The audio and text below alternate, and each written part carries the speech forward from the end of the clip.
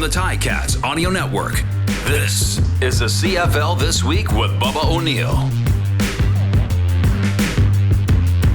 Ladies and gentlemen, we've gone from 9 to 6 to 4, and now just 2 teams remain in the 6-month journey to the Grey Cup in Regina.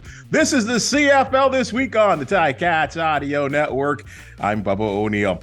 Happy Grey Cup party week for all of you. Of course, as I said, we've got an outstanding panel, as we always do. From TSN 1050 and CFL.ca, he is Matt Cauz. He's ramping up Sportsnet's coverage of the Canadian Football League on Sportsnet. He's Argos reporter David Morasutti. And still waiting for a win at home is the voice of the Edmonton Elks from CHED. He's Morley Scott. Thank you for joining us. Hey, let me correct you there. I've seen a win at home, just hasn't been for a while. What, 3 years? Yes. Oh, that is savage. All right, guys, let's go right to the East Final, which was a very good game, I think. The Argonauts grinded out a 34-27 victory over the Montreal Alouettes in that East Final. But, you know, it seems to me just going through social media and all the places where CFL fans would go is that the doubters have still not disappeared about this Toronto team. So I'll start with you, David, because you're so close to the team. Do the Argonauts actually have to win the Grey Cup to earn a little respect from the Canadian Football League and their entire fan base across the country? Well, I think especially those out west who always have the opinion that the East is just not up to snuff, right? So it's always going to be like that. It reminds me a lot of 2017 in many ways, especially this matchup. You have a team that's battled through inconsistency throughout the year, going up a team that's a juggernaut and has proved it time and time again. So, yeah, I think for the Argos, this season won't mean anything until they win a Grey Cup, and they've been saying that since the start of the year. They've always maintained that, and I think themselves, they put that pressure on themselves more than their fans even do, and even fans across the league do. Morley, from your perspective, from the West. Well, I think any team in the East is, to get to the Grey Cup. Obviously, I know we kind of talked about it a lot over the years. The path is a little easier, but they're still there. And I think you have to put respect on any team that gets through their division and gets to the Grey Cup. But every Eastern team that goes to the Grey Cup is going to be the underdog, and that's going to be the case this year as well. But I think the Argos, I don't know, they're a better team than I thought they were going to be this year. I think they've in the last month or so, I thought they played a lot better, and obviously much better yesterday, and we're full credit for their win over Montreal, who they really, I thought, did a number on the Montreal defense. Montreal's defense did not look as good as it has looked. Their offense was good. Trevor Harris was lights out in the game yesterday, but it was the Montreal defense, I think, that let them down, and you got to give credit to the Argos for finding the weak spots in that defense. You know, Matt, that just seems to be the caveat with this. I mean, whether it's McLeod Bethel-Thompson, the Argos defense, whether it's the head coach, maybe even Pinball Clemens, there's always compliments, but it's always set up with a but. Your thoughts? Yeah. And by the way, if you suddenly hear a dog barking, I'm dog sitting right now, and he's been quiet the whole time until you start talking to me. There's always going to be a but, because the Argonauts are always going to be sort of the black sheep of the entire league because of attendance or apathy or this or that. But as for this football team, they brought in Jagera Davis, Brandon Banks, Andrew Harris. They did moves to win now. And I thought the Argonauts offense, their best game of the season was against Montreal. They didn't allow a sack. Curly Gittins, Tavares Daniels, did the job. MBT, none of the crazy mistakes or weird turnovers. I thought it was a really impressive performance by Toronto. They'll go in as an underdog against Winnipeg, but I think they got a good chance of winning the game. But David, is that the thing? Are they the underdogs because of the opposition, or just because people still don't believe? Oh, I think it's definitely both. This is a team that's battled through inconsistencies, especially on offense. McLeod Bethel-Thompson, this was his defining moment of his career so far, because he had been able to bring it in the big pressure situation against a really good team. And, as Matt said, he did not have those weird blunders that we've come to see from McLeod. It wasn't a perfect game for him, and he even kind of alluded that yesterday. And I think that's where everyone's going to have that, can McLeod Bethel-Thompson do it again? right? Like that's going to be he's the one that has to drive the ship in a way for this team if they're going to be successful. He was against Montreal. Winnipeg's a total other beast, right? That's where I think a lot of people are, still bullish on the Argos' chances because McLeod Thompson hasn't been able to put it together as consistently as he did yesterday. Morley, that's kind of the thing I think about this Argonaut club that maybe make them kind of, I don't want to say like a West team, but they do have this strong defense that gets that does enough on offense that seems to be improving through the season in terms of their offense and their abilities and put points on the board. Is this really going to be the best version we've seen from the East representing the Grey Cup? I think so. In the last few years, just off the top of my head, they're a good team. They would have almost made the playoffs if they were in the West. So they are a pretty good team, right? Hey, how dare you? There was no crossover. There was no crossover this year. The East defended itself. If there was no crossover at all, the Argos wouldn't even make the playoffs if they were in the West because there'd be 3 teams ahead of them with more wins. But that's another story. # one division. We're all ready for it. Anyway, to me, going into the game, McLeod Thompson's the guy that is going to have the pressure on him. I mean, he's been good. He's put up numbers. He's led the league in passing yards, the last 2 years now. But for some reason, he doesn't get the respect that other guys who accomplish those things get. I mean, he gets less respect than a guy like Cody Fajardo, who hasn't accomplished what he's accomplished yet, and I just think that he can seal his fate kind of in the CFL with a win in this game coming up on Sunday. It's going to be tough because I heard somebody use the phrase the Argos offense did just enough to win. You got to do more than that when you're playing the Blue Bombers defense, though, because it's a ferocious defense that will stop you all day long and will take the ball away from you and will make plays all day long. So you're going to have to be very, very good on offense to beat the Winnipeg Blue Bombers for sure. Matt, what does the Argo fan have to boast about this week saying that they can contend and win a Grey Cup? Montreal's pass rush destroyed Hamilton 2 weeks ago. Montreal's pass rush was pretty much null and void against the Argonauts. I would start there. The receivers, Gittins and Daniels, they can create separation. They can find open spots. So that would be where I would start. Also, these teams played once. It was a 23-22 game back in week 4. And then finally, how is Zach Caleros' ankle looking? I think if I'm going to write the script for why, as an Argo fan, you should feel optimistic that you can hang with this juggernaut, this incredible team that I think people sometimes we get bored of because they've been so good. We should not take them for granted. But those would be the reasons why Toronto can win. All right, guys, let's switch to the West here. David, again, I'll come right to you with this here. The Blue Bombers head coach, Mike O'Shea, when talked about to describe his team's victory over BC, called it goofy, which I thought was just an interesting word. What were your general thoughts of the game?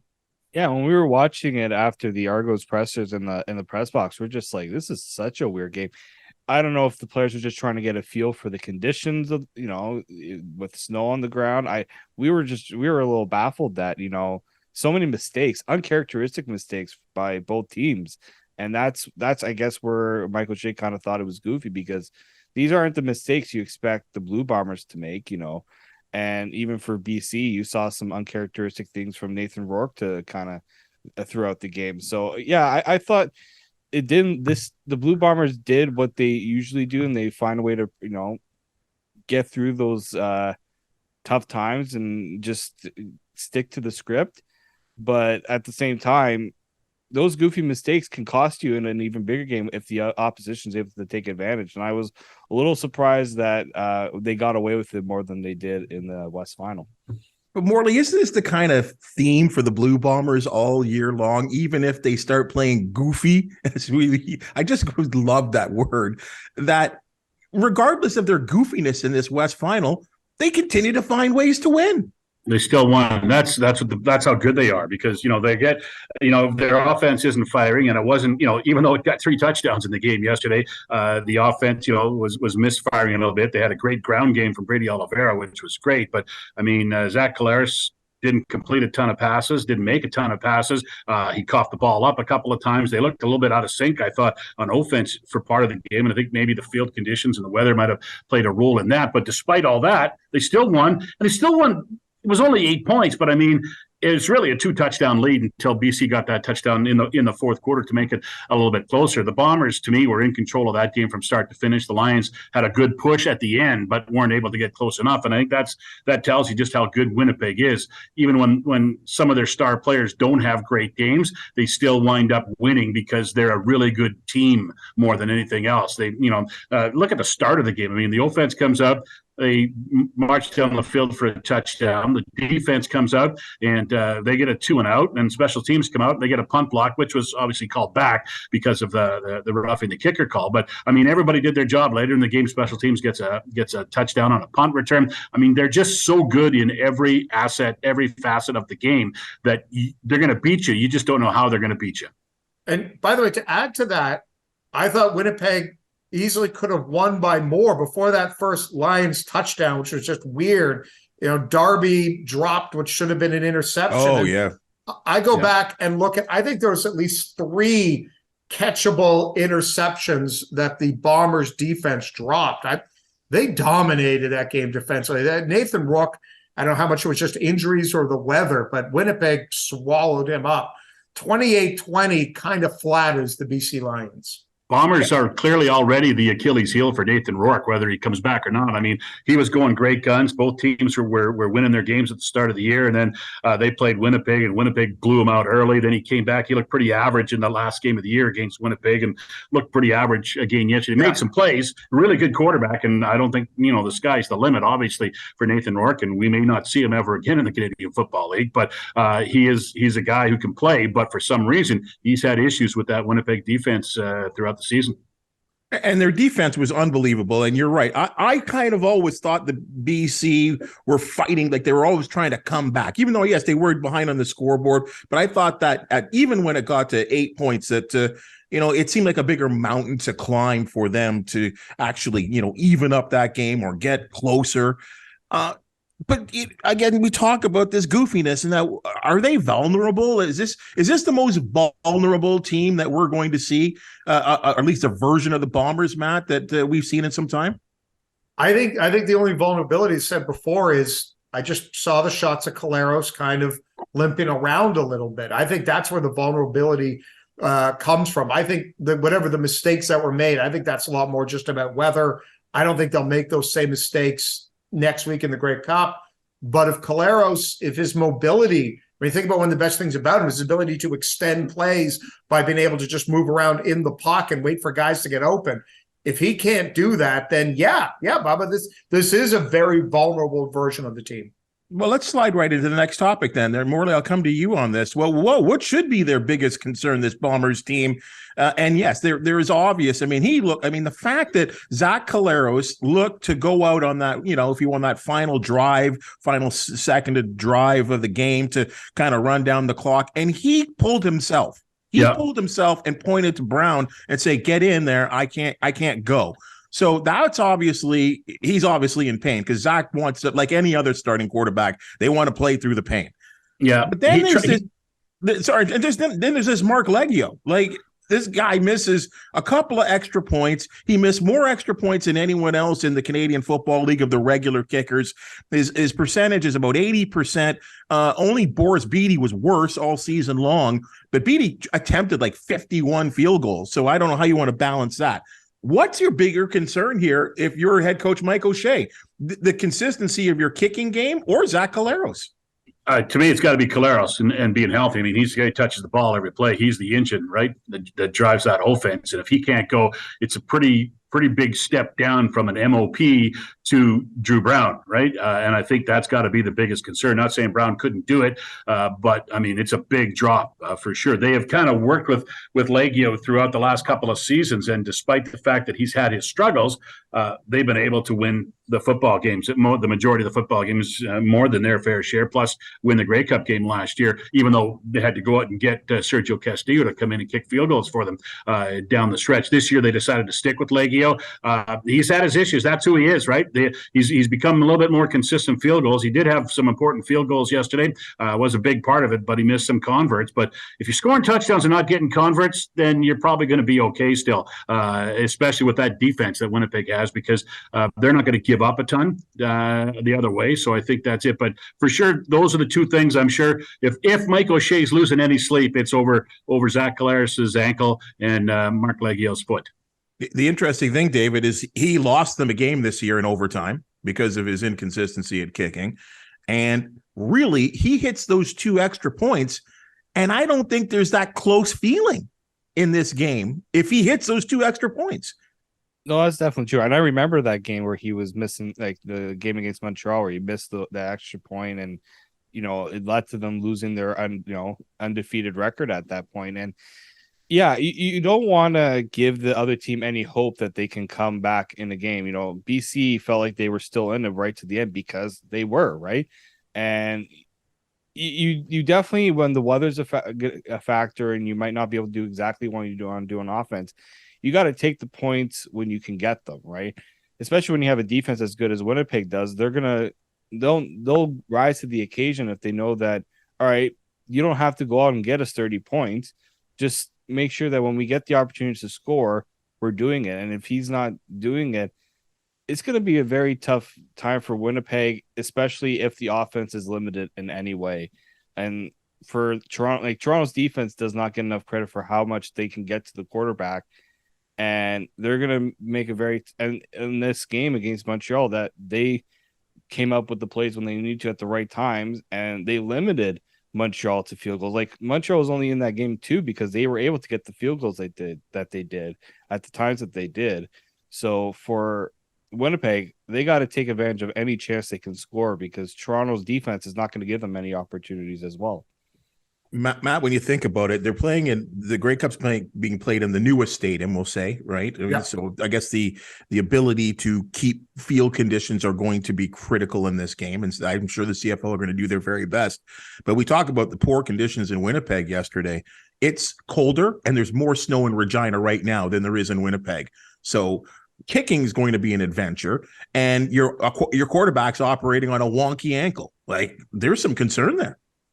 And if I'm Winnipeg, I'm looking at that Williams Standback, like 54-yard touchdown run, where the Montreal offensive line just overwhelmed the left side of Toronto's defense. And I mean, Winnipeg is stacked with all-pro linemen that have all been together for year after year after year. So it could be another Brady Oliver. I can't pronounce his last name, Oliveri. Even that, I think I screwed up. I think it's gonna. I stink. I think it's going to be like, I think the storyline easily could be the mentor overtaking the teacher. Brady versus Andrew Harris. If I'm Winnipeg, see, Louis is also angry at me for screwing up that name. But if I'm Winnipeg, I'm looking at just controlling the clock, just plunges up the middle. Morley, did you see that kind of attack? Is that the kind of attack? I mean, I guess they seem to be so balanced, this offense. But I mean, the Toronto defense are going to know what's coming anyway. Like, I mean, they've only played them once, but yeah, there's a lot of tape to understand how this Bombers team can be attacked. And if you can just limit the running game, well, then there's Dalton Schoen and Craig Ellingson and everybody else, right? They can do it other ways too. Collaros, hopefully, if he's healthy, can run as well. So they can get you in many ways. I mean, then they got the kick returner who can score points as well. But yeah, their offense it's not easy to stop. I mean, when Brady Oliveira wasn't going very well at the start of the year, their offense was making great strides with the receivers. They were scoring a bunch of touchdowns through the air. Then Oliveira got going as the season progressed, and that made them even better. There's not a lot of holes in this Winnipeg team on their offense. If you shut down the run, throw it to Dalton Schoen. He's going to be the rookie of the year. He's just been a tremendous find for the Blue Bombers this year after they lost a couple of pretty key receivers. And I think they'll do fine. It's going to be pretty tough to stop this offense for the Winnipeg Blue Bombers because they have so many really solid weapons. Around the horn on this question, guys. Start with you, David. If Drew Brown is going to come in this game. We'll say if he's forced to come into this game, your thoughts? Can he win them the Grey Cup? He can if that defense steps up to the task, right? I think it's going to be more so what can Winnipeg's defense do against the Argos offense, because Drew Brown has, it's not like he hasn't played. They gave him some reps, and they were fortunate they were up in so many games that they could get him into games and some snaps. So it's not like he's coming in cold, has been playing a lot. But at the same time, we're talking about all these weapons that Winnipeg has. How's the chemistry going to be, right, with a different quarterback? Can he do what Zach Collaros does, which is extend plays? Because the Argos defense is going to smell blood if they see an inexperienced quarterback that's struggling to get going and isn't able to bring that mobility. Because that's something that that they can take advantage of, the Argos defense. A mobile quarterback that can extend plays. The pass rush tends to overplay it sometimes, and that's what Trevor Harris did in the East Final. That's what made him successful. But Drew Brown's going to have to replicate that, and that's a tough ask, especially in a big moment like that. Matt, the Drew Brown show.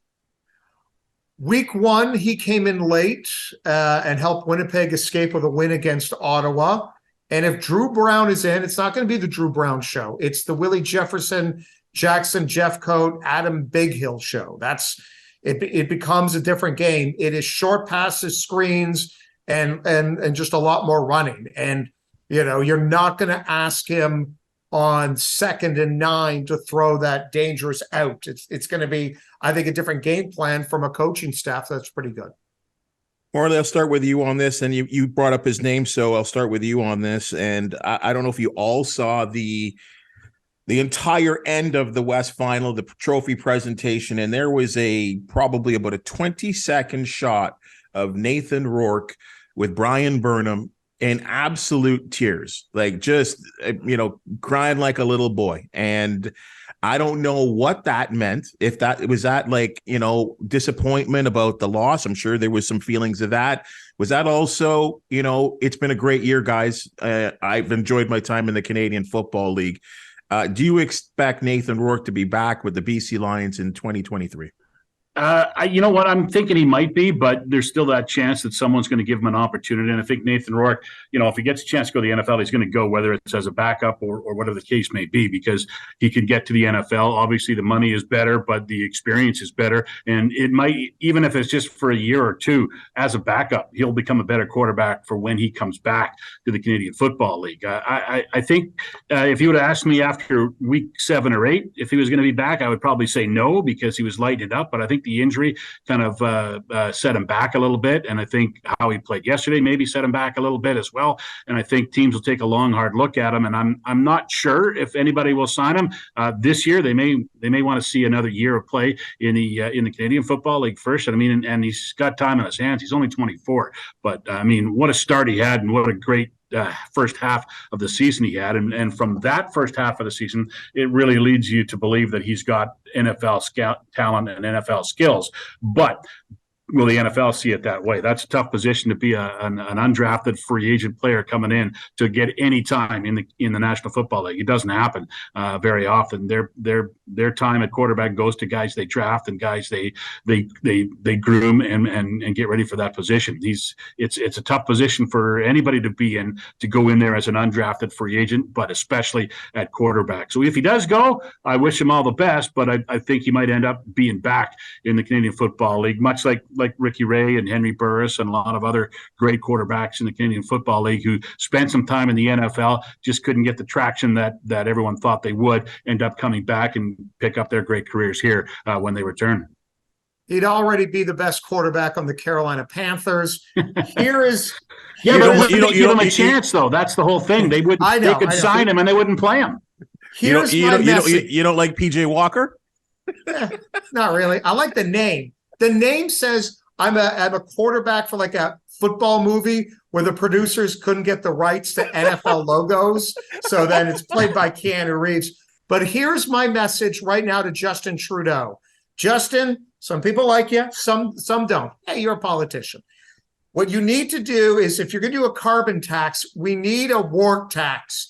Every Canadian citizen is taxed 38 cents or $1.50 each to pay for Nathan's salary to keep him with the BC Lions. It is imperative for the country of Canada. We must block him from going to America. No free trade.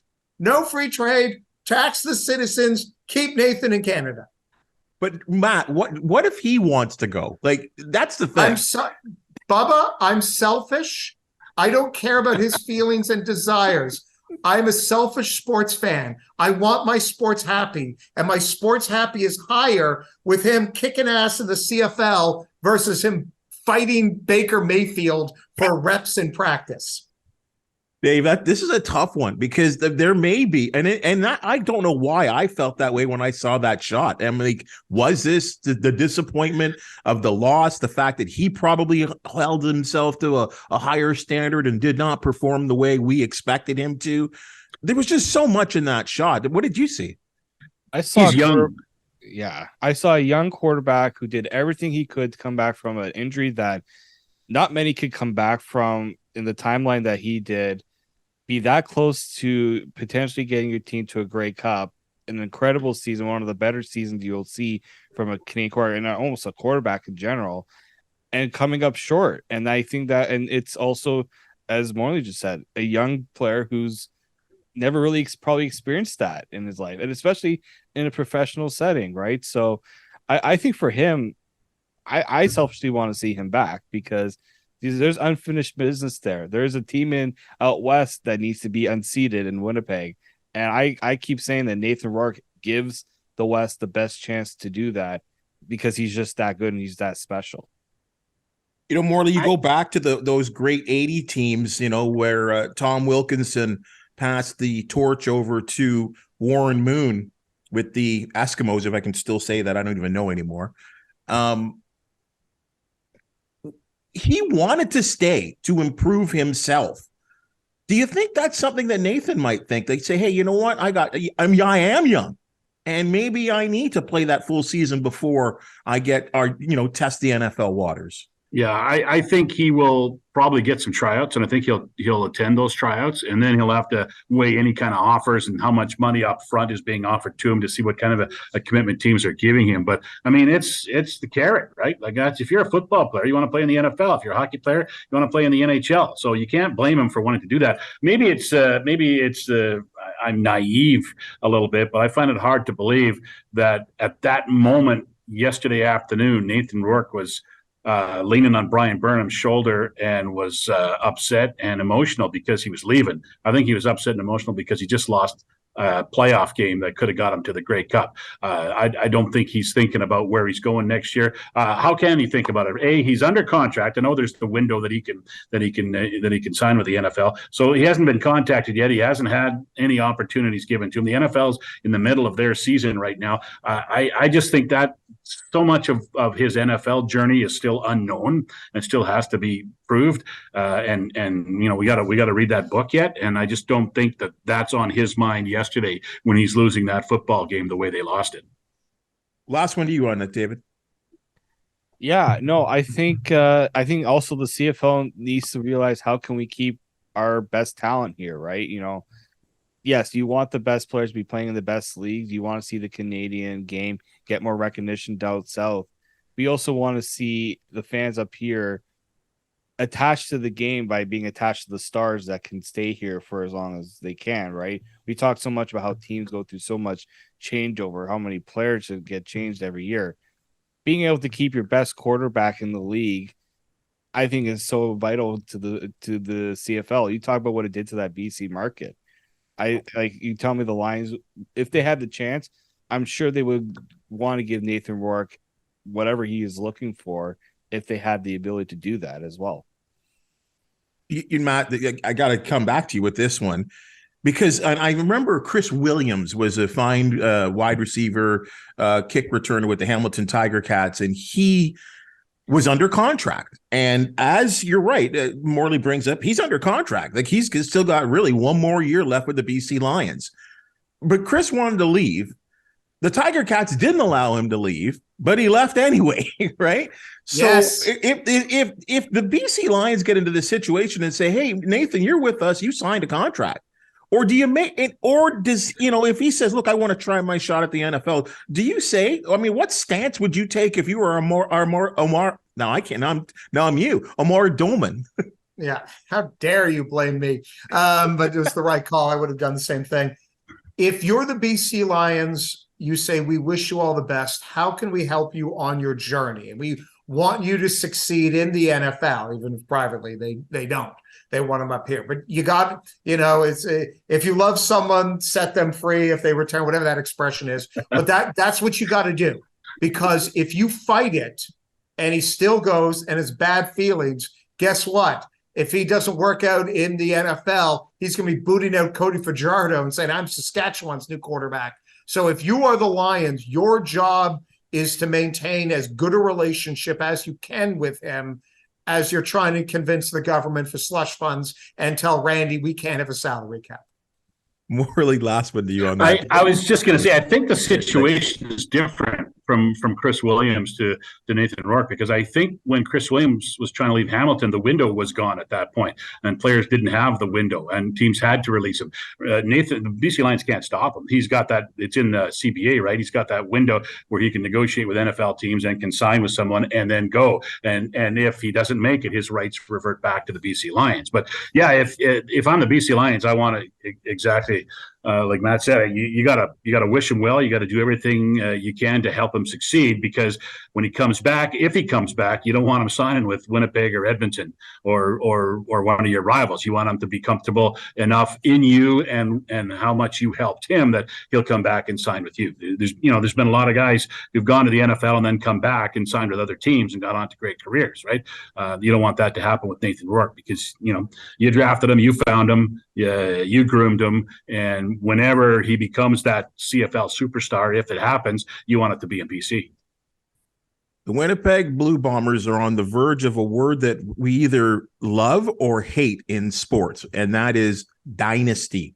3 straight Grey Cups has not been done since, I guess, 83, when the Edmonton Eskimos won 5 in a row, and we brought that team up just a couple moments ago. Matt, are dynasties good for the Canadian Football League? Yes, as long as it's not always dynasties like the run in the NBA where we knew who was going to be in the finals every year. I like dynasties. It's like paprika.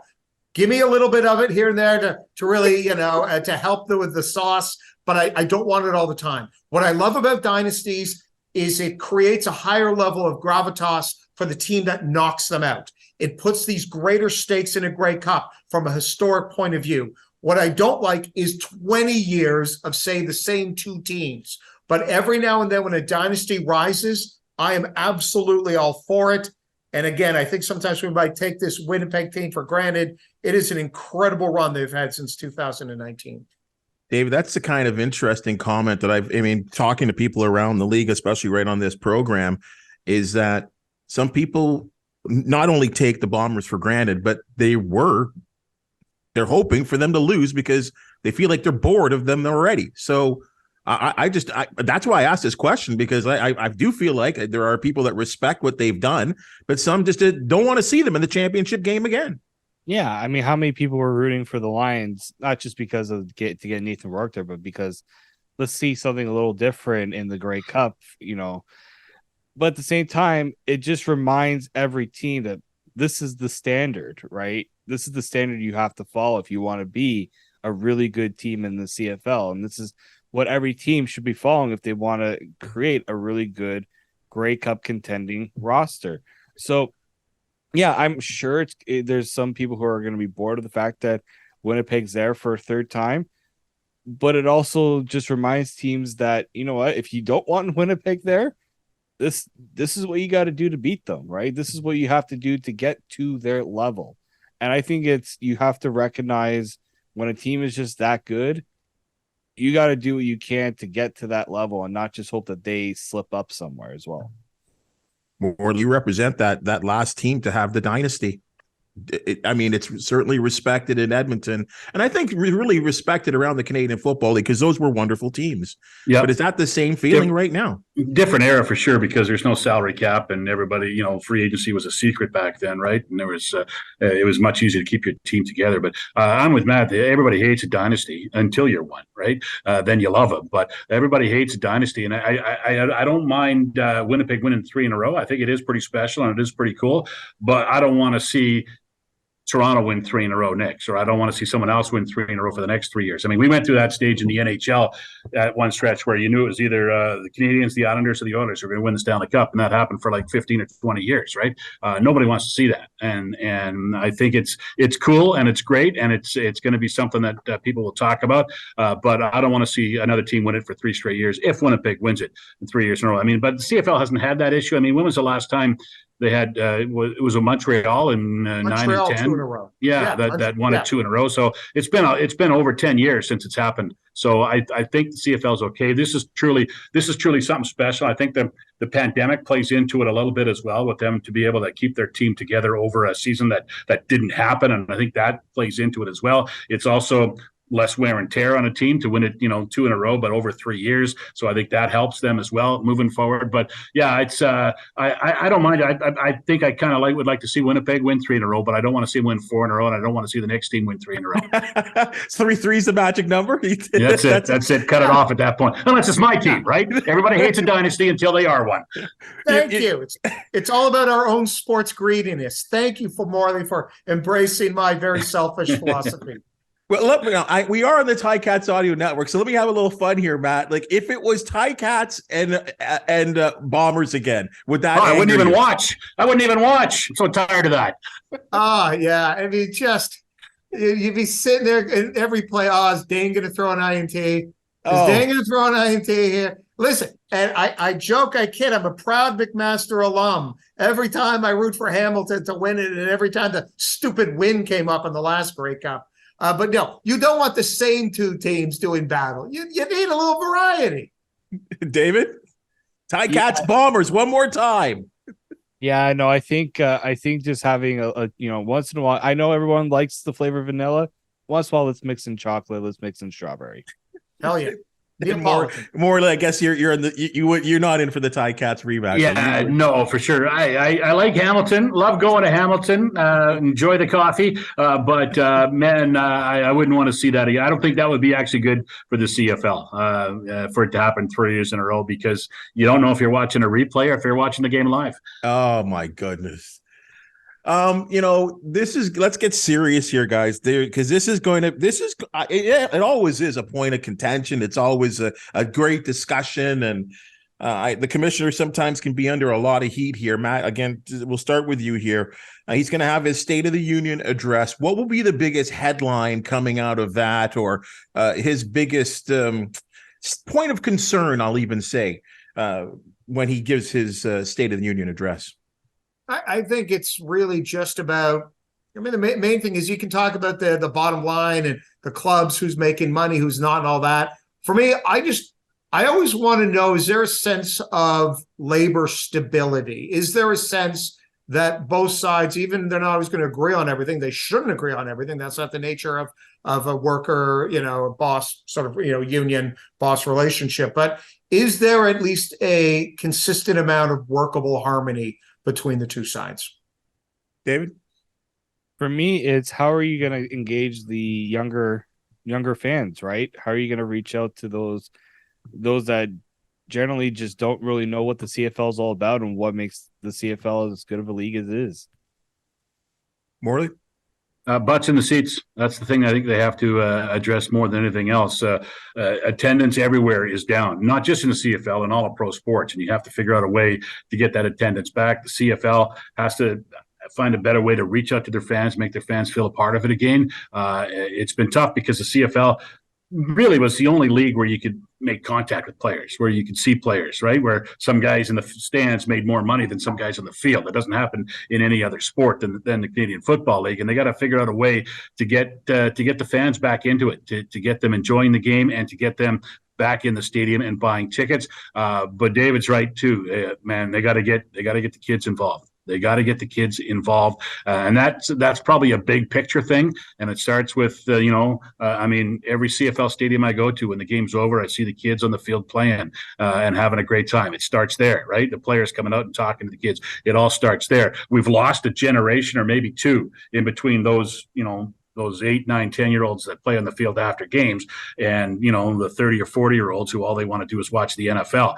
You can like both leagues at the same time. Both leagues have their own strength. Both leagues have their own weaknesses. You can enjoy both leagues at the same time. We got to make sure it's not a one or another thing. But yeah, it's kids. You got to get them involved in the game again, which, like I said, we've missed a generation or two right now. Bumps and seats is such a big topic of discussion. And David, the Argos had a 22,000, almost nearly 22,000 in this at BMO Field. Why can't that happen all the time? I think people, for first, they don't know what type of team they're going to get every week, right? There's just a little bit of the uncertainty there. Toronto just has so many options, right? You have the Leafs, you have the Raptors, and especially in the summertime, you got the Jays, you have Toronto FC. There's just so many options in this city. Like, even exhibition, if you're trying to go there, was a disaster because right across from the game was the Royal Winter Fair. There's just so many options in the city that they need to make sure that they're telling people that you're going to be coming to one of the best things you go and experience in the city, and that's the CFL game. They have to sell it as that. There's people who are going to have their beliefs about the CFL because it's not the NFL and all those things. They need to just say you're coming for an experience and a great time, more so than trying to say that you're competing with the NFL. Like, they gotta remove that stigma away from this team. Steve Simmons, the Hall of Fame CFL writer, brought this up, Matt, and you work on TSN and have done TSN television as well. Yep. If you break it down, the ratings for Argo games are outstanding. The attendance is poor. Flip it to Major League Soccer. The attendance is fantastic for TFC, but surprisingly brutal on television.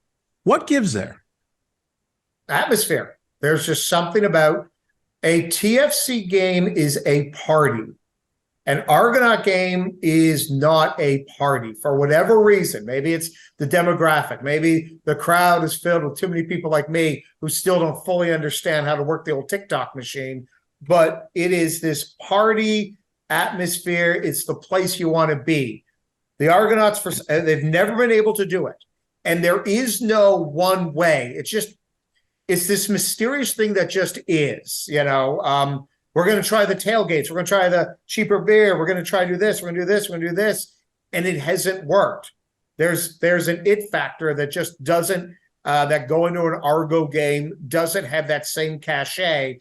And in a city like Toronto, where, it is about status and things like that when you're younger, and again, I know that's a bit of an overgeneralization, Toronto, they don't have it. And they never have for whatever reason. The only thing I can think of is you would like to see if there was recognizable star names that were there 3, 4, 5, 6 years, where you can more of a sense of connection. You don't, with free agency, with everyone flipping teams all the time, it's hard if you got a 9-year-old to be excited because the next year that your 9-year-old was excited about player X. Well, they're now in Ottawa. Morley, I mean, I know the attendance has been an issue for the Elks. TV wise, when you look at it, you got the biggest stadium in the league. So when there's 15,000 people there, which might be a decent crowd, it doesn't look very good. Looks horrible. You're right. And especially in Edmonton, most of the fans buy tickets on the other side. So behind the cameras, there's usually more people in the seats than there are in front of the cameras. But yeah, it's. I think in Edmonton, it's a different issue. I think the fans in Edmonton, a lot of them still upset about the name change. A lot of them are upset about a huge disconnect between the fan base and the organization, which they're trying to repair right now. The new regime has recognized that disconnect, and they're trying to repair that. I think it's different from other places. Like you guys talking about Toronto, Matt was talking about Toronto and the pecking order. And I think that starts with ownership in Toronto. The Argos are clearly not important to ownership in Toronto. It's all about the Leafs, the Raptors, and the soccer team. The Argos seem from here anyway, from Edmonton, it seems that that the Argonauts are just something that MLSE has, and they just don't do anything with it, and they don't seem to promote it as much. They don't seem to advertise it as much. It just doesn't seem to be the same they don't treat the Argos the same as they treat the other organizations. And I think the fans see that. I think it's the case in the media as well. I've noticed that traveling around the last couple of years, especially, media coverage is really dropping off in other cities. I mean, like, teams don't travel radio guys, teams don't travel newspaper guys in some cities now. And it's just not the way, right? And I think fans see that. And I think fans understand that, if it's not important to them, why should it be important to me? I mean, you go back to switch to hockey, to the World Junior Championships, right? That wasn't a big tournament. They used to play that. There used to be cinder block walls in the stadiums, the arenas they played that in, right? Now it's a big deal. It's a big event. You know why? Because TSN made it a big event. TSN told you it's important, and now you believe it's important, and you get excited about it, and it's sold out every year, and it's a big event on the calendar. And I think the CFL needs more of that. The CFL doesn't treat itself, I don't think, as importantly as they should. I don't think the media treats it that way. And I just think that everybody's noticed it. And if it's not important to them, why should it be important to me?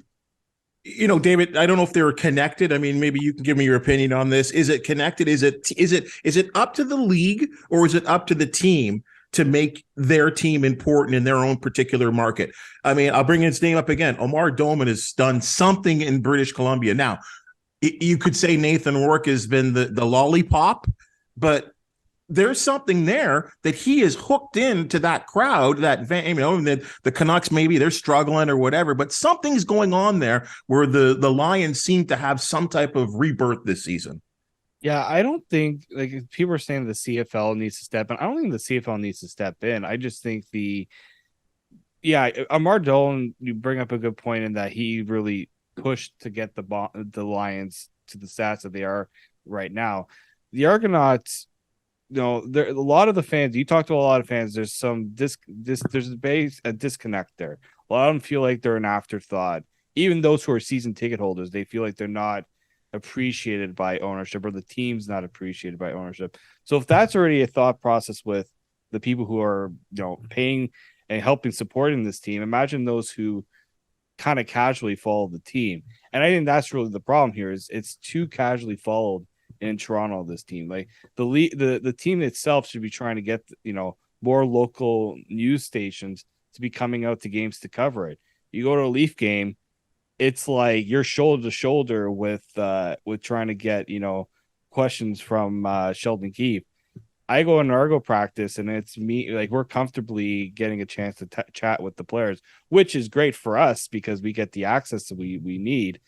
But it also just shows that if no one's able to see this team and read about it on a consistent basis, how are you going to really get a connection with it? There's really just that lack of connection across the board. It's not one network, it's the whole city in general just does not give it the spotlight that I think it needs to really reach out to a city that has so many people. And it's not just Toronto, it's all the different suburbs of Toronto. They've been trying to get to the younger fans, they've been trying to get to the schools, to the youth football. And that's the other thing too, is supporting these youth football teams to get these kids interested in playing the game, and that connection. They've been trying to rebuild it. It's going to take time. And I think that's the important thing, is it's not going to happen overnight. It is going to take time, but you have to find a way to get that connection back that's just been missing for so long. Matt, and again, this is more of a commissioner thing, and something I'm sure he'll speak about as we talk about attendance and we talk about getting out there to a younger crowd. I don't think there's anything wrong with the game. I watched those games yesterday. That was good football. Like, those were good football games. Those were great representations of each division. And I know we laugh about the East and what a lousy year it was, but I thought that was a competitive football game and fun to watch. And then in the West game, there was some goofiness and some incompletions, and Nathan Rourke didn't play like we expected him to play, but it was a good football game that you had to watch all four quarters. So I feel like there's nothing wrong with the game. Oh, no, I agree. I think any problems with the game is a cyclical nature when you have a down period with quarterback play. And by the way, we see that in the NFL. And there's 32 teams there, and you can only list a handful of quarterbacks that you really trust.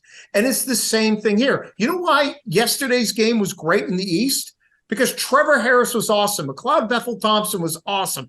I mean, Chad Kelly, the 46-yarder and the goofiest touchdown celebration. He looked like me on a wedding floor. But what you had was aesthetically pleasing football because you had high-end quarterback play. And that to me, is always the first thing.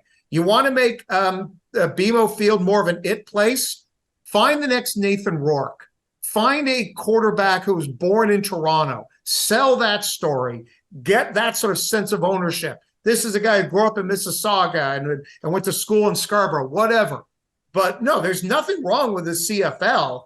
It's just the ebbs and flows. Go back and look. I always bring this up in 2004, I think it was, when Solomon Eliminian won the MOP.